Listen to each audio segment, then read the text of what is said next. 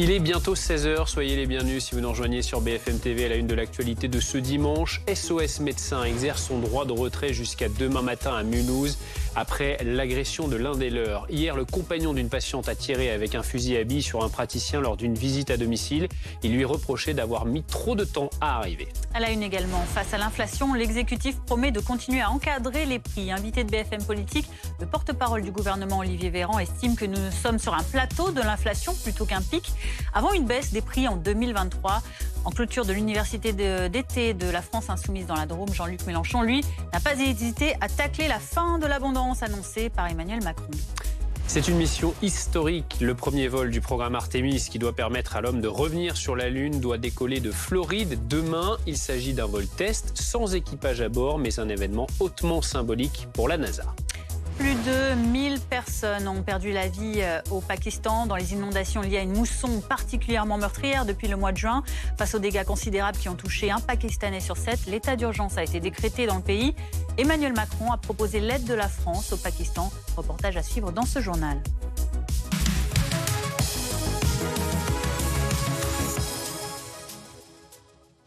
D'abord donc cette information qui nous vient de Mulhouse. Un praticien de SOS Médecins s'est fait tirer dessus avec un fusil à billes hier lors d'une consultation à domicile. L'auteur est le compagnon de la patiente qui trouvait que ce médecin avait mis trop de temps à venir. Le ministre de la Santé, François Braun, a condamné cette agression sur Twitter et apporte tout son soutien à ce médecin. Vous le voyez, nous sommes en direct avec Frédéric Trinizewski. Bonjour. Merci d'être avec nous, président de SOS Médecins Mulhouse. Tout d'abord, avant d'évoquer le droit de retrait de SOS Médecins du côté de Mulhouse avec vous, comment va votre confrère ? Il est très choqué. Actuellement, il se repose. Il a besoin de repos parce qu'il a été vraiment très marqué, très choqué par cette agression. Expliquez-nous pourquoi SOS Médecins Mulhouse a décidé d'exercer ce fameux droit de retrait jusqu'à demain matin, on le précise. En fait, c'est la première fois que nous avons une agression d'une telle violence. Il a quand même été braqué avec une arme qui avait l'apparence totalement similaire à un fusil à pompe, qui lui a été mis devant le visage avec des menaces de mort à plusieurs reprises réitérées. Et lorsqu'il est parti, il s'est fait tirer dessus dans le dos, à l'arrière, au niveau de ses cuisses. Donc forcément, c'est un événement d'une particulière gravité. Je crois que SOS Médecins a déposé plainte ou va déposer plainte. Alors le médecin a déposé plainte et SOS Médecins Mulhouse ainsi que l'Ordre des médecins du Haut-Rhin se portent partie civile, effectivement. On a vu également un tweet du ministre de la Santé, M. Braun, qui évidemment déplore et dénonce cet acte.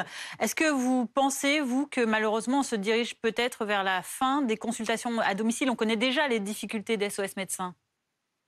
Alors effectivement, c'est difficile pour nous, les visites à domicile. Nous sommes parmi les derniers à encore assurer ce service à la population que sont les visites à domicile. Alors pour l'instant, notre équipe a juste décidé de faire usage de ce droit de retrait jusqu'à demain matin à 8h et non pas d'arrêter les visites à domicile. C'est le cœur de notre métier. Nous avons une vocation, nous avons ce souhait de maintenir ce service-là pour le moment. Bien sûr, nous irons avec la peur au ventre les prochains jours. Le sentiment qui domine aujourd'hui, c'est quoi ? C'est la colère ? C'est l'incompréhension, la colère, effectivement, et vraiment l'équipe totale est choquée, profondément choquée par ce degré de violence. Est-ce que vous diriez que c'est un cas malheureusement isolé ou est-ce qu'il y a déjà eu d'autres cas d'agression de médecins, d'SOS Médecins lors de leur visite à domicile ? Alors, il y a des cas d'agression partout en France régulièrement, mais d'une gravité plus ou moins importante. Ni plus ni moins que d'habitude. C'est vrai que là, c'est la violence et l'ampleur de cette agression qui nous a obligés à mettre en place des actions. Merci beaucoup Frédéric Trinizewski d'avoir été en direct avec nous sur BFM TV. Donc on le rappelle que SOS Médecins Mulhouse annonce exercer son droit de retrait jusqu'à demain matin 8h. Concernant le suspect, il est encore en garde à vue cet après-midi. Il sera jugé en comparution immédiate demain à 14h au tribunal de Mulhouse. La politique à présent, Elisabeth Borne va débloquer un fonds vert d'1,5 milliard d'euros pour les collectivités. C'est ce qu'annonce la Première ministre ce dimanche dans Le Parisien. Elisabeth Borne qui ne ferme pas la porte à une taxation des super profits des entreprises. Concernant l'inflation, les prix de l'énergie continueront à être encadrés, promet l'exécutif. L'inflation, un sujet chaud sur lequel est aussi revenu le porte-parole du gouvernement, Olivier Véran. Il était l'invité de BFM Politique aujourd'hui. On serait plutôt sur une forme de plateau haut qu'un pic, si vous préférez, pour que les gens vraiment comprennent. Comment est-ce que nous fonctionnons et comment est-ce que le ministre de l'économie fonctionne pour faire ses prévisions et faire ses annonces aux Français? Vous avez des organismes nationaux et internationaux chargés de la surveillance de la politique économique et de la conjoncture économique. Et l'ensemble, le très large consensus des experts internationaux tend à dire que nous sommes actuellement dans la période la plus élevée, la plus impactante d'inflation et que nous pouvons espérer que cette période, on commence à en sortir au courant de l'année 2023.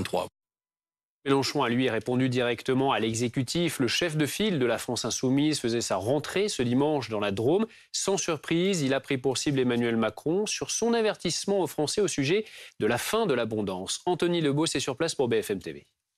Jean-Luc Mélenchon, très offensif en clôture des universités d'été de la France Insoumise sur la grande majorité des sujets. Deux responsables, Emmanuel Macron et le gouvernement d'Elisabeth Borne. Pas d'arrangement, pas de compromis, a répété Jean-Luc Mélenchon, qui a exhorté à une bataille frontale et déterminée en cette rentrée face à l'exécutif. Alors dans ce discours qui était en bonne partie axé sur le dérèglement climatique, le chef de file de la France Insoumise est d'ailleurs revenu sur cette petite phrase d'Emmanuel Macron sur la fin de l'abondance. Cette phrase l'a piqué au vif. Écoutez Jean-Luc Mélenchon. Et l'autre extraplanétaire, qui est notre président aujourd'hui, c'est de la même eau, c'est du même tonneau. Comment ose-t-il parler d'abondance? Qui a eu de l'abondance dans ce pays? Ça fait 30 ans que vous nous rabâchez que c'est la crise. Ça fait 5 ans que cet homme a vidé les poches de tout le monde. Quelle abondance? C'est une sorte de fantôme du 19e et du 20e siècle qui est apparu là sur son jet ski. Il est venu nous dire abondance, mais il n'y en a jamais eu. C'est à un mot pareil qu'on comprend qu'il n'a rien compris à la crise écologique. Il n'y a jamais eu d'abondance. Les ressources de la planète ont toujours été limitées. Toujours. Et on le sait depuis des années et des années et des années. Ce qu'il y a eu, c'est de l'irresponsabilité. Il y a eu du pillage, il y a eu du saccage. Et ça continue. Jean-Luc Mélenchon a fait son grand retour sur la scène politique après avoir été muet pendant l'été et il n'a cessé ces derniers jours de sonner la mobilisation sociale en annonçant cette grande marche contre la vie chère organisée pour la mi-octobre. En fait, la France Insoumise veut en quelque sorte marcher sur ses deux jambes, une à l'Assemblée nationale pour continuer ce duel avec le gouvernement et puis une autre dans la rue avec les forces syndicales ainsi que les autres composantes de l'Alliance de gauche, la NUPES, sans doute parce que les marges de manœuvre dans ce seul hémicycle de l'Assemblée nationale sont encore un peu faibles pour contraindre le gouvernement. En clair, réinvestir la rue pour peser davantage dans le rapport de force. C'est d'ailleurs un appel lancé par Jean-Luc Mélenchon lui-même, même s'il le répète à l'envi. Je le cite, je suis en retrait, mais pas en retraite. Il n'y a pas qu'en France que l'inflation impacte les ménages. En Belgique, la hausse du coût de l'énergie se répercute sur le budget des Belges. La facture annuelle d'énergie pourrait atteindre près de 8 000 € pour les ménages. Emmanuel Binet et Milan Argelas. Depuis le début du conflit en Ukraine, la facture d'énergie pour les pays européens s'alourdit. En Belgique, les estimations basées sur les prix actuels du gaz naturel et de l'électricité ont de quoi inquiéter les ménages. Les prix du gaz vont atteindre de nouveaux records. Résultat, la facture pour une famille moyenne ici en Belgique pour se chauffer pour le gaz et pour l'électricité pourrait être comprise entre 7 et 10 000 € par an. C'est ici aussi x3 certainement par rapport à il y a un an. Et pour cause, les prix du gaz et de l'électricité ont explosé ces 2 dernières années. Leurs prix ont respectivement été multipliés par 15 et par 10 depuis 2020. Ainsi, selon le quotidien belge L'Echo, la facture atteint 5 320 € pour le gaz naturel, 2 580 pour l'électricité. Total de l'addition à la fin de l'année pour les ménages, 7 900 €, un peu plus de 650 € par mois. Nos autres voisins européens font aussi face à l'inflation. En Grande-Bretagne, les Britanniques manifestaient cette semaine devant le siège du régulateur de l'énergie après une hausse de 80% de la facture. En Pologne, les particuliers sont contraints de faire la queue devant une mine de charbon afin de se procurer du combustible pour l'hiver. Dans l'actualité également de ce dimanche, un incendie spectaculaire a ravagé le restaurant Le Mess en plein centre de Perpignan. Les flammes seraient parties des combles de l'établissement qui était fermé au moment de l'incendie et qui devait rouvrir demain. Il n'y a eu heureusement aucune victime. Image, vous le voyez, spectaculaire, fournie par le SDIS des Pyrénées-Orientales. Écoutez les dernières précisions des pompiers sur place. Cette nuit, aux alentours de minuit 30, les secours ont été appelés pour un feu dans ce bâtiment qui est derrière nous. À l'arrivée des secours, la totalité du bâtiment au premier étage et en toiture était embrasée. L'action des secours, suite à une demande de renfort, a permis de cantonner cet incendie uniquement à ce bâtiment. Nous avons pu préserver tous les bâtiments d'habitation qui se trouvent en périphérie. Et à l'heure où je vous parle, donc le feu est maîtrisé, mais pas encore éteint. Les pompiers sont confrontés à beaucoup de points chauds et surtout un gros risque d'effondrement intérieur et voire extérieur de ce bâtiment. Ce bâtiment est assez grand et assez volumineux, donc il y avait un très fort dégagement de fumée qui nous a conduit à évacuer un certain nombre de personnes à l'extérieur pour pas qu'il y ait de blessés. Et d'ailleurs, aucun blessé n'est à déplorer sur cette intervention à l'heure où je vous parle. 16h10, on en vient à cet événement historique. 50 ans après la dernière mission Apollo, les États-Unis retournent sur la Lune. La mission Artemis, elle est prête au décollage. Premier vol test qui ne sera pas habité, ce sera demain. Exactement. On va retrouver notre correspondante aux États-Unis, Sonia Dridi. C'est de Cap Canaveral en Floride que cette toute nouvelle méga fusée décollera demain vers la Lune après tant d'années d'attente. Et Sonia, les Américains sont très enthousiastes.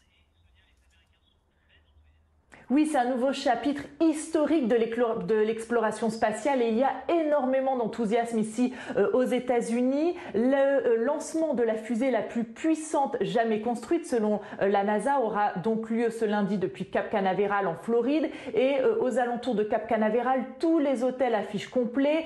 Entre 100 000 et 500 000 personnes sont attendues sur place pour assister au lancement. L'événement va être retransmis en direct sur la chaîne YouTube de la NASA. On sait aussi que pendant ce live, il y aura des apparitions de célébrités comme l'acteur Chris Evans qui a joué dans Captain America ou encore l'acteur Jack Black. De nombreuses watch parties sont également organisées aux États-Unis. C'est des Américains qui vont se rassembler dans des centres spatiaux, des universités, chez des particuliers pour regarder ensemble ce lancement tant attendu. Alors c'est un événement hautement symbolique. Je vous rappelle que c'est Donald Trump qui, lorsqu'il était président des États-Unis, a replacé la Lune au cœur de l'exploration spatiale américaine. C'est lui qui a fixé la date de 2025 pour le retour de l'homme sur la Lune. Et évidemment, eh bien, il y a un aspect géopolitique pour les États-Unis avec ce lancement très attendu. Le programme Artemis a pour but de réaffirmer la prééminence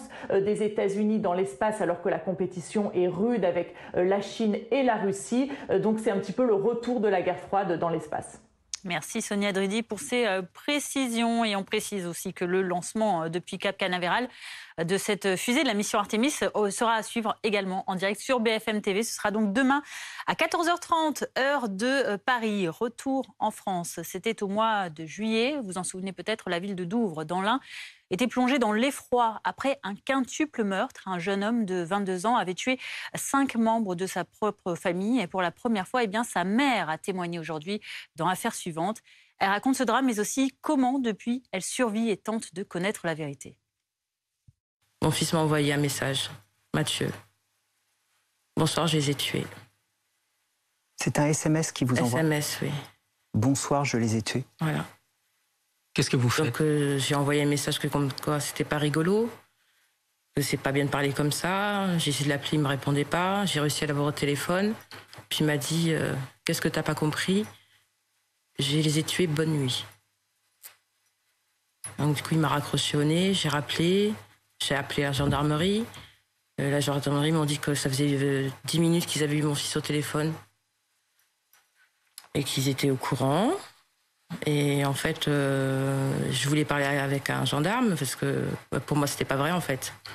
C'était pas possible. Je voulais qu'ils aillent dans la maison pour mettre Mathieu à l'hôpital.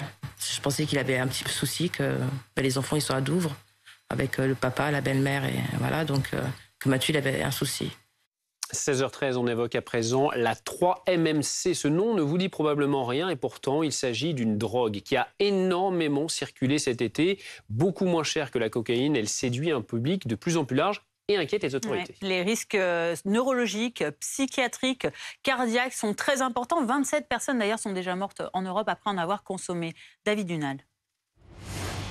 Voici à quoi ressemble la 3-MMC, une drogue de synthèse dont la consommation a explosé cet été. Nous constatons qu'il est très facile de s'en procurer. Sur les réseaux sociaux, des comptes proposent une livraison à domicile. Ce qui séduit le plus, c'est le prix de cette drogue, ici vendue 30 € le gramme, 2 fois moins cher que de la cocaïne. Ici, en 3 clics depuis un moteur de recherche, on peut acheter cette drogue tout simplement en sélectionnant la quantité. Ça commence avec 1 gramme, ça peut aller jusqu'à 500 grammes. C'est expédié par la poste. Cet autre site aussi, il le propose. Les tarifs sont assez similaires. Et finalement, ça ressemble à n'importe quel autre site marchand où on pourrait acheter n'importe quel autre produit. Les consommateurs recherchent surtout l'augmentation du plaisir sexuel, mais ont souvent ensuite du mal à décrocher. Le produit a sur moi un impact incroyable et je suis entré rapidement dans une spirale d'addiction. Depuis 5 mois, je n'arrive toujours pas à m'en débarrasser. Les addictologues constatent une augmentation des consultations. Je m'attendais à ce que ce phénomène soit circonscrit à une population très urbaine. Et en fait, pas du tout, parce qu'on en trouve partout en France aujourd'hui, et même dans les formes graves de dépendance à la 3-MMC. Si l'addiction est importante, ce sont surtout les effets indésirables qui inquiètent. Les effets secondaires amènent des complications qui peuvent être pires que la cocaïne. Donc elle peut toucher tous les organes à long terme, amener des AVC, des convulsions, des infarctus. Les autorités annoncent que les quantités saisies sont en augmentation, près d'1 tonne en 2020 contre moins de 300 kilos un an plus tôt. L'actualité à l'étranger, au Pakistan, la mousson particulièrement meurtrière cette année continue de faire de nombreuses victimes. 119 personnes sont mortes rien que cette dernière journée, affirment les autorités. Plus de 1000 au total depuis le mois de juin, ce qui porte donc au total à 1000 décès. Rien que concernant ces inondations depuis juin. Plus d'1 million d'habitations également ont été sinistrées. Le gouvernement attribue ces pluies extrêmes au réchauffement climatique. Il a déclaré l'état d'urgence vendredi. On fait le point avec Mariam Tovnation. Il tente de sauver ce qui peut encore l'être. Quelques vêtements trempés et ce canapé les pieds dans la boue. L'eau a commencé à monter dans la nuit. J'ai emmené ma famille sur une zone plus élevée, mais je n'ai pas eu le temps de sortir nos affaires. Notre réfrigérateur est toujours à l'intérieur. Car ici, le courant a tout emporté sur son passage. Sur ces images, une route coupée en deux le long de la rive. L'inondation a emporté notre route et nos plantations. Notre village est en danger. Si l'inondation emporte un autre pâté de maisons, ce village pourrait disparaître. Quelques kilomètres plus loin, l'eau a envahi ce parc de loisirs. Les habitants tentent alors d'évacuer la boue. Un Pakistanais sur 7 a été touché par ces intempéries et des milliers de personnes ont dû évacuer leur logement. Cela semble très grave. Car comme vous pouvez le voir, le niveau de l'eau est toujours très élevé. Je n'ai jamais vu cette rivière dans cet état. Mais de notre côté, nous faisons de notre mieux pour aider les personnes avec leur logement, leur santé et la nourriture. Vendredi, le Premier ministre pakistanais a déclaré l'état d'urgence. De son côté, l'ONU a promis une aide de 3 millions de dollars. C'était il y a 25 ans, quasiment jour pour jour. La princesse Diana perdait la vie dans le tunnel de l'Alma à Paris à seulement 36 ans. Et à l'approche de ce triste anniversaire, BFM TV diffusera une nouvelle série documentaire événement Ligne Rouge demain à 20h45. Ça s'intitule William et Harry, les frères ennemis. Un extrait aujourd'hui est consacré aux scandales qui ont touché le couple Charles et Diana. Les deux garçons vont assister à une bataille intime et féroce. Leurs parents vont se déchirer sous leurs yeux, mais aussi devant des millions de témoins.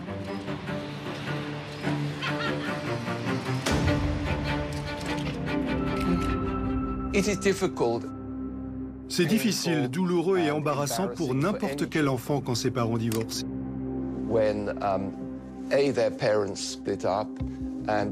Et encore plus quand il y a des affaires de cœur incluant un amant ou une maîtresse. Dans le cas de William et Harry, ils ont été confrontés au fait que leur mère a multiplié les liaisons.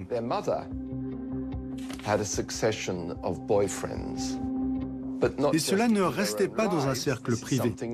C'était quelque chose qui était raconté tous les jours, dans les journaux, et plus encore avec leur père, Charles.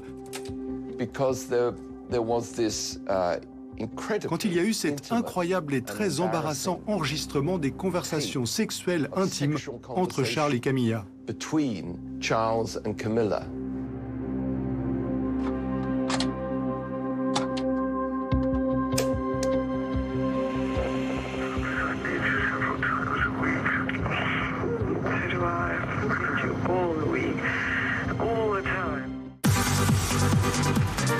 Suivez votre programme avec Coyote, parce que c'est quand même plus sympa de rouler avec tous ces points. Coyote.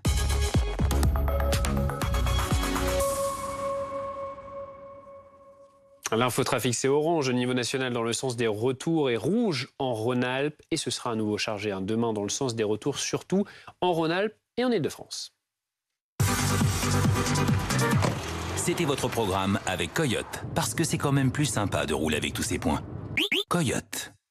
Dernier week-end de vacances avant la reprise, alors que les touristes regagnent leur ville d'origine. À Nice, vous allez voir, les locaux, eux, voient leur ville se vider et la plupart apprécient même ce fait de se retrouver un peu au calme. Reportage d'Émilie Flamin et Milan Argelas. À Nice, alors que les touristes quittent la ville, plus facile à présent de trouver un coin de tranquillité pour installer sa serviette. Là, on sent que c'est la rentrée, les gens sont rentrés chez eux et qu'il y a plus d'espace et qu'on peut plus facilement naviguer sur la Côte d'Azur et retrouver nos habitudes. La plage est beaucoup plus agréable en ce moment qu'au mois de juillet et août. C'est vraiment de l'invasion. S'ils ont conscience de la part importante du tourisme dans l'économie de la ville, les locaux savourent le calme retrouvé. Tout l'été, il a fallu s'armer de patience avant d'accéder au terrain de volley. Aujourd'hui, la partie peut recommencer pour le plus grand plaisir des joueurs. En plein été, en juillet et début août, c'est vrai qu'on a pas mal de gagnes. On doit attendre à peu près 2 heures pour jouer d'habitude. Et là, on sent que ça commence à se calmer. Du coup, c'est vraiment sympa. On peut jouer plus rapidement, faire plus de matchs. Du coup, là, il y a un peu plus de niveau parce que des fois, il y a des touristes en famille, nombreux, qui nous prennent pas mal de gagnes aussi. C'est cool pour eux, mais pour nous... Voilà, quand on se baigne, on reste à la plage, on attend notre tour. Les terrasses de restaurants, elles aussi, se sont vidées. Fini les longues files d'attente avant de profiter d'un repas en famille au restaurant. C'est des queues considérables, un temps d'attente. En fait, on n'a même plus envie après d'aller manger tellement il y a de la queue. On a vraiment le sentiment d'être étouffé, je pense que c'est vraiment le terme. Et du coup, on essaie un petit peu de s'éloigner. Selon le comité régional du tourisme de la Côte d'Azur, 6 millions de vacanciers auront visité la région entre mai et septembre. C'est plus d'1 million que l'année dernière. Restez avec nous dans un instant sur BFM TV. Nous allons nous envoler vers la Lune. Et oui, ça fait 50 ans que les Américains attendent cela. La mission Artemis décolle demain de Cap Canaveral en Floride. On en parle dans un instant avec notre invité Jean-François Clerbois.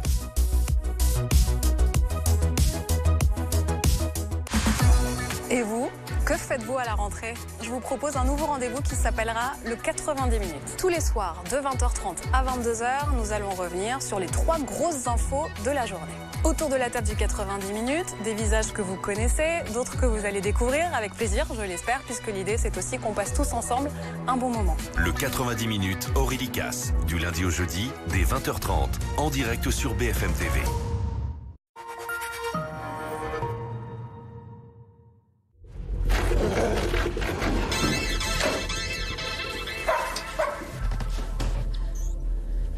Ça capte. Maintenant, le Wi-Fi est partout chez vous avec Bibox Fibre Wi-Fi 6E de Bouygues Télécom, opérateur numéro 1 en Wi-Fi. On est fait pour être ensemble. Bouygues Télécom. Chez Amassif, t'es vraiment plus qu'une simple personne qui paye une assurance. Ouais, t'es vraiment quelqu'un... En fait, on n'est pas pris pour des gens un peu naïfs. Exactement, c'est ça. Je les ai appelés, j'étais en panique. Ils m'ont dit, mais pas de soucis, calmez-vous, de la bienveillance. Et ça faisait vraiment plaisir parce que j'étais vraiment perdue. La Massif, c'est vous. Il y a quelques mois, mes proches m'ont dit « Ouais, faire un régime, c'est pas ton truc, t'en es pas capable. » Ça tombe bien, j'ai pas fait de régime, j'ai fait comme j'aime. J'ai mangé du poulet curry, du couscous et plein d'autres plats délicieux. Et aujourd'hui, je suis à moins 13 kilos grâce à vous. Merci comme j'aime, je suis prêt pour l'été. Alors pour perdre du poids comme Robin, venez vite faire votre devis en ligne sur commej'aime.fr. C'est gratuit, simple et sans engagement. Rendez-vous sur commej'aime.fr, commej'aime.fr. Et surtout, n'oubliez pas le .fr.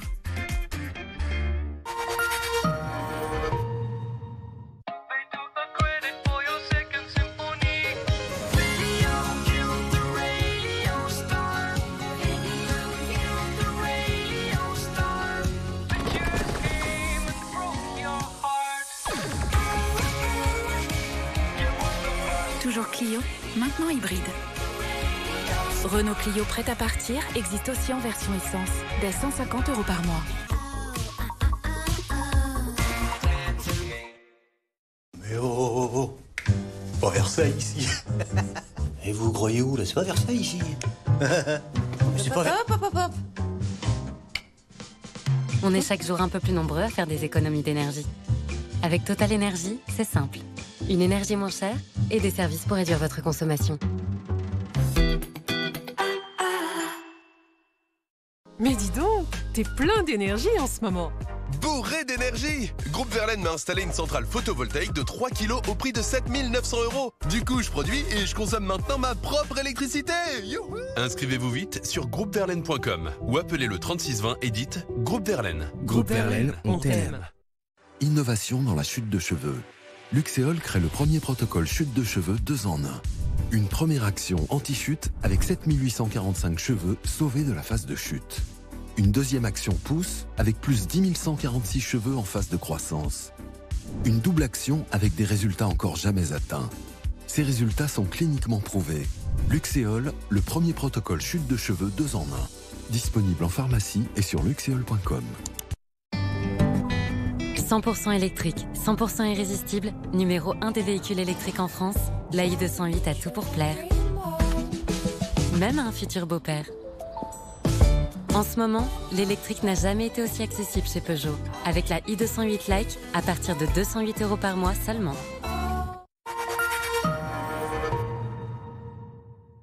Est-ce que vous venez à l'agence pour un projet avec l'adresse? La météo avec l'adresse.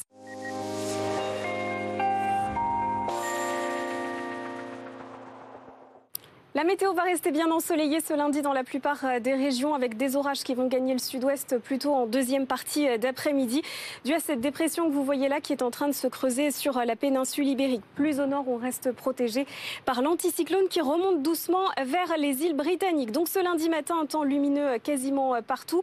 On aura un ciel un petit peu plus voilé tout de même des Charentes en descendant vers le Massif central, l'Occitanie, vers les Pyrénées-Atlantiques aussi où justement on voit l'amorce de cette dégradation orageuse qui arrivera à partir de 16h, qui va gagner donc les Landes mais aussi la Gironde dans le courant de l'après-midi. Des orages qui s'annoncent localement forts avec de fortes rafales de vent qui pourraient dépasser localement les 90 km/h.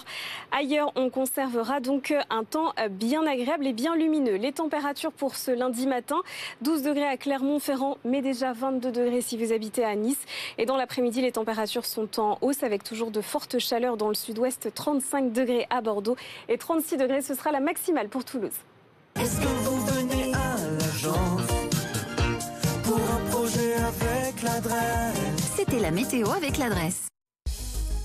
16h30 sur BFM TV dans quelques petits instants. À la une de l'après-midi info, ce lancement demain à suivre en direct sur BFM TV dès 14h33. La plus grosse fusée au monde partira de Cap Canaveral en Floride aux États-Unis. Elle marque le retour de la NASA sur la Lune. Objectif de la mission Artemis, c'est son nom, y poser des hommes, des femmes aussi en 2025, soit plus d'un demi-siècle après la dernière foulée humaine sur l'astre et capitaliser avant une future mission habitée sur Mars. Notre invité dans un instant, l'ancien astronaute et fondateur de R0G, Jean-François Clairvoy. Mikado, Oreo, Pépito, Petit Écolier, le fabricant Mondelez a mis à l'arrêt plusieurs lignes de production après une alerte à la salmonelle dans une de ses usines en Belgique. Les produits qui restent en rayon peuvent être consommés sans inquiétude. On en parlera dans un instant avec notre correspondant en Belgique, Mickaël Denut. L'inflation au cœur des enjeux de rentrée de l'exécutif. Elisabeth Borne affirme ce dimanche que les Français peuvent compter sur elle pour les protéger contre la hausse des prix. La Première ministre qui se démarque par ailleurs en n'écartant pas une taxation des super-profits des entreprises. Quant au porte-parole du gouvernement, Olivier Véran, il affirme sur BFM TV que la hausse des prix de l'énergie sera gelée jusqu'à la fin de l'année, puis atténuée. Et puis une enquête a été ouverte en France sur des soupçons de tentative d'extorsion dont se dit victime Paul Pogba. Ce dernier a dénoncé des menaces et tentatives d'extorsion en bande organisée à son encontre au lendemain de la diffusion d'une vidéo de son frère aîné Mathias. Les explications à suivre de Nicolas Pelletier. Et on commence par prendre de la hauteur. 50 ans après Apollo 17, c'est donc Artémis, la sœur d'Apollon dans la mythologie, qui prend le relais. Artémis, c'est le nom de cette nouvelle mission spatiale qui marque le retour de la NASA vers la Lune. Objectif, qu'un humain y repose le pied à l'horizon 2025 en préparation à de futurs vols habités vers Mars. La plus puissante fusée au monde décollera demain de Cap Canaveral en Floride à 14h33 heure française très précisément. Un premier test grandeur nature sans astronaute à son bord pour le moment, mais qui va attirer des milliers de curieux. Jules Boiteau. Ils sont seulement 12 à avoir marché sur la Lune. Mais cela pourrait bientôt changer. Demain, cette fusée de la NASA va décoller pour la Lune. Pour le moment, à son bord, aucun équipage. Le premier vol doit s'assurer que des astronautes pourront voyager en toute sécurité dans cette nouvelle fusée. La capsule Orion sur Artemis 1 va quitter la Terre et utiliser l'attraction gravitationnelle de la Lune pour tourner dans l'espace. À ce moment-là, ce sera la mission la plus lointaine qu'un véhicule pouvant transporter des humains aura réalisée dans l'histoire. Pour pouvoir atteindre la Lune, la NASA a mis au point la fusée la plus puissante jamais construite.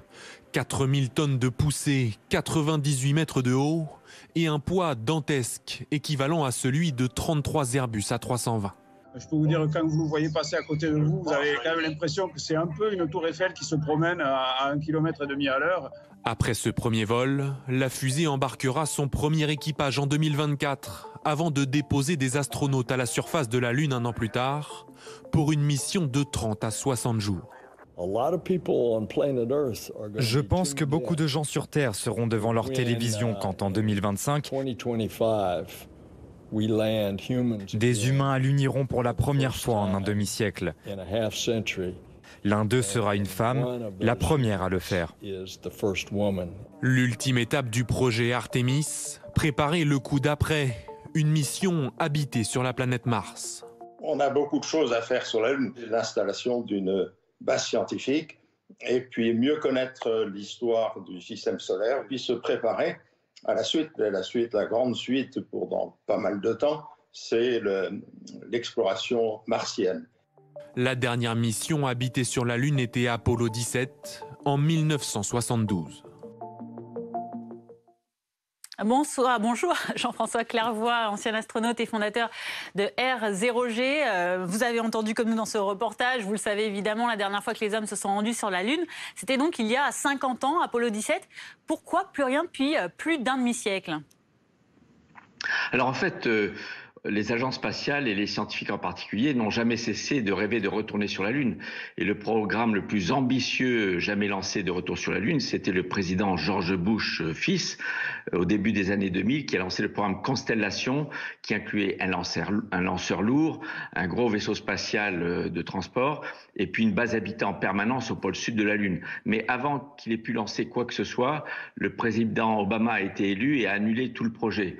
C'est pour ça qu'on ne l'a pas vu. Mais quand les Chinois ont annoncé il y a quelques années que dans leur feuille de route d'exploration spatiale, ils envisageaient de poser un ou une Chinoise en 2030 sur la Lune, ça a catalysé les Américains pour décider d'y retourner avant eux, et c'est comme ça que ce programme Artemis a été un peu accéléré. Mais Artemis, comme on l'a dit, c'est le nom d'un programme qui s'inscrit dans un programme plus grand d'exploration du système solaire et de voyage vers Mars. L'idée, c'est de répéter sur la Lune les opérations qu'on envisagera un jour sur Mars, mais sans prendre autant de risques d'un coup. Parce que lorsque vous partez vers Mars, vous partez pour des mois sans pouvoir revenir. Et dans l'histoire de l'astronautique à ce jour, des vols habités, on a toujours pu revenir tout de suite en cas d'urgence. Depuis la Lune, c'est 3-4 jours. Donc voilà, sur la Lune, on va apprendre à tourner en orbite autour de la Lune avec cette future station spatiale internationale dont on parle peu en ce moment, mais qui est importante puisqu'elle sera un passage obligé avant de se poser dans 3 ou 4 ans à la surface. Cette station s'appelle le portail, le gateway auquel participent les Européens. Mais dans cette mission Artemis, l'Europe a une part très importante puisqu'elle est sur le chemin critique. L'Europe fournit à la capsule Orion le module de ressources qui fournit toute la propulsion pour naviguer et toutes les ressources qui permettront à un équipage de vivre, l'eau et l'oxygène. Alors Jean-François Clairvoy, cette première sortie, elle va se dérouler donc sans équipage. Elle est prévue pour durer 42 jours. Est-ce qu'on peut dire que c'est finalement un nouvel âge d'or qui va s'ouvrir pour la NASA avec ce genre de mission? Je ne dirais pas un nouvel âge d'or, mais c'est définitivement une nouvelle ère dans l'histoire de l'exploration spatiale, et pas seulement pour la NASA, mais pour ses partenaires qui sont partie intégrante. À la fois dans le vaisseau Orion, comme je le disais, les Européens fournissent tout le cylindre, là, le module de ressources, la salle des machines, si vous voulez, qui va propulser la capsule. Mais les Européens, les Japonais, les Canadiens sont aussi partenaires de la NASA pour cette future station spatiale autour de la Lune, vers laquelle se dirigera le vaisseau Orion dans le 3e vol à venir. Donc le premier, c'est inhabité, il n'y a que des mannequins, il y a 3 mannequins dans Artemis 1. Dans 2 ans, il y aura 4 personnes, mais qui feront le tour de la Lune et reviendront comme Apollo 8 en 1968. Et lors de Artemis 3, dans 3-4 ans, eh bien, une partie de l'équipage se posera à la surface, mais pas avec la capsule Orion, ce sera avec le vaisseau Starship de Elon Musk. Mais au passage, l'équipage, avant de se poser à la surface, devra faire un stop dans cette station internationale autour de la Lune qu'on appelle le portail et dont les premiers éléments devraient être lancés aussi d'ici 2 ou 3 ans. Vous parliez de révolution. Ce programme Artemis, on le rappelle, hein, il va également envoyer sur la Lune une femme pour la première fois. Et puis il y aura aussi de la diversité dans cet équipage par rapport aux précédentes missions Apollo. Oui, en fait, la diversité est déjà inclue depuis longtemps dans les vols spatiaux habités. On a toujours des pilotes d'avion, on a des pilotes d'hélicoptères, des sous-mariniers, des plongeurs professionnels, toutes sortes d'ingénieurs et une variété encore plus large de scientifiques, puisque dans le corps international d'astronautes, vous avez des océanographes, vulcanologues, vétérinaires, chimistes, biologistes, astrophysiciens, physiciens nucléaires. Donc une grande diversité dans les spécialités présentes au sein des équipages, une diversité aussi dans les genres, puisque la NASA récemment a sélectionné d'ailleurs une promotion où il y avait 4 hommes et 4 femmes. L'Agence spatiale européenne va certainement annoncer des femmes dans la nouvelle sélection qui va être annoncée dans 2 ou 3 mois. Et puis aussi diversité des origines.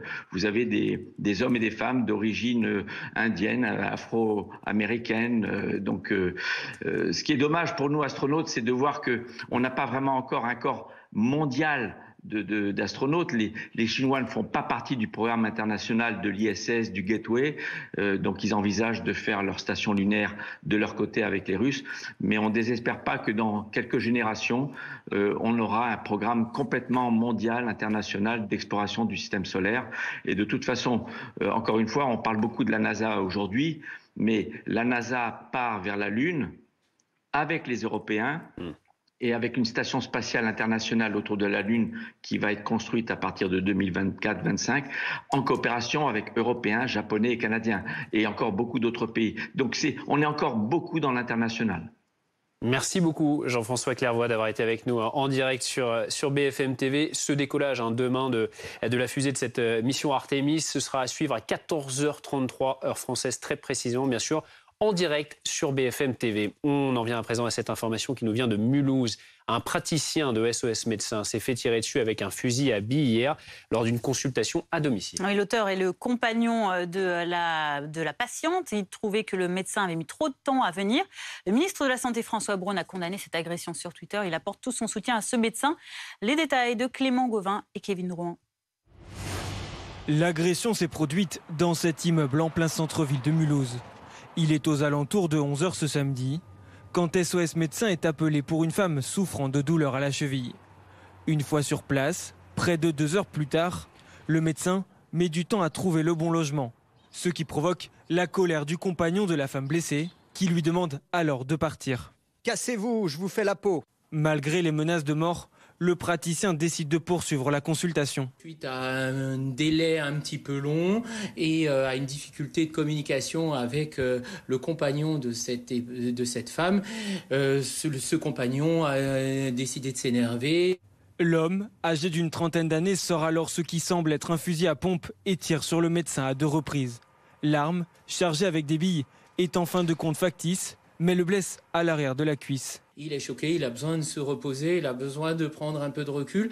C'est un événement qui est traumatisant pour lui et toute l'équipe de SOS Médecins a été choquée. Le locataire de l'appartement a été placé en garde à vue pour violence avec arme sur un médecin. Suite à cette agression, toutes les visites à domicile de SOS Médecins ont été suspendues jusqu'à demain matin. Dans l'actualité également, cette alerte à la salmonelle. Le fabricant de biscuits Mondelez a arrêté plusieurs lignes de production d'une usine de l'un de ses fournisseurs de chocolat en Belgique. Cette mesure de précaution pourrait entraîner des ruptures de stock de Mikado, Oreo, Pépito et autres petits écoliers dans des magasins. On va retrouver Mickaël Denude, votre correspondant en Belgique. Mickaël, on en sait plus sur les raisons de cette pénurie de biscuits en magasin ? Oui, tout à fait. Alors, en cause, une alerte ici à la salmonelle. Une alerte, le fabricant Mondelez International a donc dû mettre en fait à l'arrêt certaines lignes de production ici en Belgique, essentiellement en Flandre. Alors sont concernés, vous l'avez dit, des biscuits essentiellement Pépito, Pim's, Granola, Petit Écolier. Cela fait maintenant un moment que les rayons des supermarchés se vidaient un peu mystérieusement. Alors on sait pourquoi, donc l'industriel ne livre plus ses biscuits, probablement pour quelques semaines encore, nous dit-on. En cause donc une usine qui a été arrêtée ici en Belgique pour un grand nettoyage préventif. D'autres sites sont manifestement concernés également par ces nettoyages, en France notamment. On parle de la Gironde. Le fournisseur en cacao de Mondelez International en fait a alerté sur la présence possible de salmonelle. Alors pour autant, pas de rappel prévu des produits toujours vendus en magasin. Vous pouvez les consommer sans souci. Nous dit le groupe, pas question de vivre un événement comme l'a vécu Ferrero avec des problèmes là effectifs de salmonelle à l'usine d'Arlon. Il y avait eu de nombreuses contaminations et on pense notamment au chocolat Kinder. Mondelez a préféré ici anticiper et nettoyer donc ces usines de production. Alors ça risque malgré tout de lui coûter cher puisqu'on sait que 39% des biscuits vendus en France sont de Mondelez International. Merci Mickaël Denude pour ces précisions donc, sur ces opérations préventives. Vous l'avez bien précisé, et donc les produits qui restent en rayon peuvent continuer d'être consommés sans inquiétude. On en vient à la politique à présent. Olivier Véran était l'invité de BFM Politique à la mi-journée, le porte-parole du gouvernement qui est notamment revenu sur la hausse des tarifs de l'énergie. Gelés jusqu'à la fin de l'année, leur augmentation sera ensuite atténuée, a-t-il déclaré. Nous continuerons d'avoir un mécanisme d'atténuation. Aujourd'hui, nous sommes dans le gel s'agissant du gaz. On ne pourra pas geler indéfiniment le prix du gaz. C'est l'argent des Français, c'est l'argent de l'État. Mais nous voulons à la fois protéger l'économie de la France et les économies des Français. Je vous dis que les prix de l'énergie seront certainement amenés à augmenter au début d'année 2023, mais qu'ils n'augmenteront pas autant qu'ils le devraient, loin s'en faut, si l'État n'intervenait pas pour atténuer cette hausse des prix, comme nous l'avons d'ailleurs fait par le passé et que nous continuerons à le faire dans le futur. Je n'ai pas de niveau de fourchette ou de pourcentage à vous donner. Tout cela est mis d'abord à concertation avec les énergéticiens. C'est aussi des choix budgétaires que devra engager le pays, qui seront présentés au Parlement d'ici à cet automne, dans le cadre du budget de la France, et ensuite les réponses seront données aux Français. Au sujet de l'énergie, justement, l'Élysée s'est défendu que la visite d'Emmanuel Macron en Algérie de jeudi à samedi était tournée sur la question. Et pourtant, Alexis Cuvillier, journaliste au service politique de BFM TV, il y a bien eu des négociations sur le gaz entre l'opérateur français et le gouvernement algérien. Ce sont des informations de sources au sein du gouvernement qui confirment en effet que des négociations entre Engie et le gouvernement algérien sont plutôt bien engagées. Notre invité ce midi, Olivier Véran, l'a dit, des annonces seront faites prochainement. L'objectif, c'est la hausse des livraisons de gaz et de gaz naturel liquéfié en provenance d'Algérie, dans un contexte où évidemment l'approvisionnement en gaz russe est beaucoup plus aléatoire, même si, il faut le rappeler, Vladimir Poutine n'a pas totalement coupé pour l'instant le robinet. Toujours selon une source du côté de l'exécutif, les proportions de cette augmentation des livraisons ne sont pas encore arrêtées. Une hausse de 50% des volumes serait une cible crédible, je cite, mais attention, prudence, tant que rien n'est signé, il n'y a rien. Même si l'entourage du chef de l'État, vous le rappeliez Benjamin, a préféré mettre en avant les aspects culturels, mémoriels du déplacement en Algérie, il fait peu de doute que l'avancée des négociations est liée à ce déplacement. Le ministre de l'économie, Bruno Le Maire, a rencontré le ministre algérien de l'énergie en marge du programme élyséen. Et vendredi, Emmanuel Macron avait semblé en effet minimiser l'importance de ce dossier en expliquant que le gaz en provenance d'Algérie, ce n'était que 8 à 9% du gaz exploité en France. L'inflation, le pouvoir d'achat au cœur des enjeux de cette rentrée pour l'exécutif également, Alexis Cuvillier, puisque dans les colonnes du Parisien aujourd'hui, Elisabeth Borne a confirmé, a dit aux Français qu'ils pouvaient compter sur elle pour les protéger contre l'inflation. Elle a tenté une ébauche de mesures, parce que c'est encore un peu flou quand même. Oui, la Première ministre avait un ton assez combatif en effet dans les colonnes du Parisien, avec cette promesse de ne pas laisser les prix de l'énergie exploser, promesse reprise, on l'a entendu par Olivier Véran. Même si vous avez raison, on a toujours du mal un peu à comprendre exactement comment le gouvernement s'y prend pour limiter durablement ces hausses. On comprend avec le dossier du gaz algérien que la diversification des ressources énergétiques semble être une des clés. Il y a aussi une autre annonce qui est très concrète, c'est la création de ce fonds vert d'1,5 milliard d'euros. Pour les collectivités, cela doit les permettre d'accompagner leur transition écologique, des dépenses nouvelles alors que l'État doit trouver de nouvelles recettes, même si elle préfère que les grandes entreprises fassent des gestes pour leurs salariés ou pour les consommateurs. Elisabeth Borne ne ferme pas la porte à la taxation des super profits, alors même que son ministre de l'économie en a fait cet été, vous vous en souvenez, presque une ligne rouge. La première ministre qui semble donc chercher à s'affirmer par rapport à des ministres issus de la droite, Bruno Le Maire, Gérald Darmanin, qui ont été hyper actifs cet été. Elle n'a pas non plus épargné une figure de l'aile gauche, vous savez, le ministre Clément Beaune, qui a retoqué, Elisabeth Borne, sa proposition de réguler les jets privés. Personne ne peut penser, je cite Elisabeth Borne, qu'on règle le sujet de la crise climatique en se focalisant sur cette question. Merci beaucoup Alexis. On verra ce qui se passe à la rentrée. C'est déjà chaud à l'étranger, notamment au Royaume-Uni, avec ces grèves qui se multiplient. La dernière en date, elle concerne les chauffeurs de bus à Londres. Marion Russell, vous êtes notre correspondante dans la capitale britannique. Cet appel à la grève concerne 1600 chauffeurs qui réclament des hausses de salaire. Alors, on aura Marion Russell dans quelques instants. Petit souci de liaison. On voulait aussi évoquer avec vous cette actualité ce dimanche qui concerne toujours cette cavale de Robert Andy Frigard qui se poursuit depuis le contrôle jeudi de l'élevage canin de l'escroc britannique dans la Creuse. Dans sa fuite, l'homme avait ensuite percuté et blessé 2 gendarmes. Salim Azeghaï, vous êtes à Vidaïa dans la Creuse pour BFM TV. De nombreux gendarmes sont mobilisés aujourd'hui dans leur recherche et une mise en situation doit avoir lieu cet après-midi. Absolument. D'ailleurs, cette mise en situation, elle a commencé dans le lieu-dit de la forêt de Belleville, là où réside Robert Andy Frigard. Alors, avant 15h, on pouvait circuler librement ici sur ce lieu-dit, mais depuis que la mise en situation a commencé, eh bien, vous voyez cette voiture de gendarmerie qui bloque le passage avec ses 2 agents qui vérifient bien, que même les riverains ne puissent pas venir, puisque le but de cette mise en situation, c'est de rejouer la scène qui s'est déroulée jeudi dernier, quand Robert Andy Frigard a renversé 2 gendarmes avant de lui-même prendre la fuite. Avant de lui-même de prendre la fuite. Les recherches, elles avancent évidemment puisque Robert Andy Frigard, il est encore introuvable. On a discuté avec le lieutenant-colonel Dimitri Leher, je vous propose de l'écouter. Il y a toujours beaucoup de personnel mobilisé sur cette affaire, un certain nombre d'enquêteurs qui cherchent à découvrir où se trouve M. Andy. Aujourd'hui, on conduit des investigations sur le village où se sont produits les faits, de manière à établir la réalité de l'événement qui s'est produit ce jeudi après-midi. Des nouvelles maintenant des 2 gendarmes blessés. Les 2 ont été hospitalisés. L'une a une fracture au tibia, l'autre a des fractures au visage. Tous les 2 sont rentrés chez eux, mais ils sont, nous dit-on, toujours en état de choc.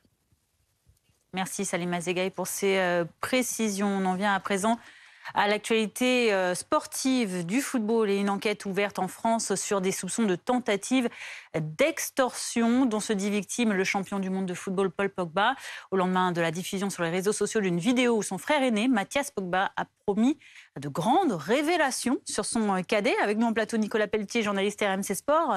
Nicolas, cette affaire, de quoi s'agit-il au juste ? Alors oui, une enquête a été ouverte, elle a été confiée au service central de la police judiciaire. Tout commence hier lorsque Mathias Pogba, le grand frère de Paul Pogba, le champion du monde français, publie cette vidéo que vous voyez à l'antenne, traduite en français, en anglais, en espagnol et même en arabe. Et il explique dans cette vidéo qu'il va faire des révélations exceptionnelles dans les prochains jours. Alors ça a étonné tout le monde. On s'est même demandé si cette vidéo n'était pas un troll, en fait, si c'était pas quelque chose pour rigoler. En fait, non, c'est très sérieux. Ce matin, matin, l'avocate de Paul Pogba, le grand frère, a pris la parole dans un communiqué. Et donc, elle dit que Paul Pogba est victime d'extorsion de fonds. Et donc, il y a eu une enquête qui a été ouverte il y a un mois par les services de la police judiciaire. Et donc, on ne connaît pas encore le fond de ce dossier, à quoi fait référence l'avocate de Paul Pogba. Mais ce que l'on sait, c'est que les deux frères étaient en froid depuis quelques temps. Et on sait aussi, d'après nos confrères de l'AFP, que des proches de Paul Pogba ont fait savoir que des fortes sommes d'argent ont été réclamées à Paul Pogba pour éviter la diffusion de vidéos compromettantes. Donc voilà, on ne connaît pas encore le fond de ce dossier, mais on arrive à esquisser le dessin de ce dossier pour le moment. Nicolas, juste pour revenir sur la vidéo donc, du frère de Paul Pogba, il évoque aussi des révélations sur Kylian Mbappé. Oui, sur Kylian Mbappé, sur son avocate qui a fait le communiqué ce matin. En fait, Paul Pogba, à part en équipe de France, n'a pas trop de lien avec Kylian Mbappé. Il ne joue pas au PSG, donc on se demande encore sur à quoi fait référence le grand frère de Paul Pogba. Il dit même qu'il y aura de nouveaux éléments et témoignages. Tout ça risque d'être explosif. Donc on verra dans les prochains jours, on suivra la suite de ces révélations. Merci beaucoup Nicolas Pelletier pour ces précisions. Merci de nous avoir suivis cet après-midi dans l'Après-Midi Info. Dans un instant, vous retrouvez Ronald Guintranche pour 7 jours BFM. Mais avant cela, la météo. Très bonne fin de journée à tous.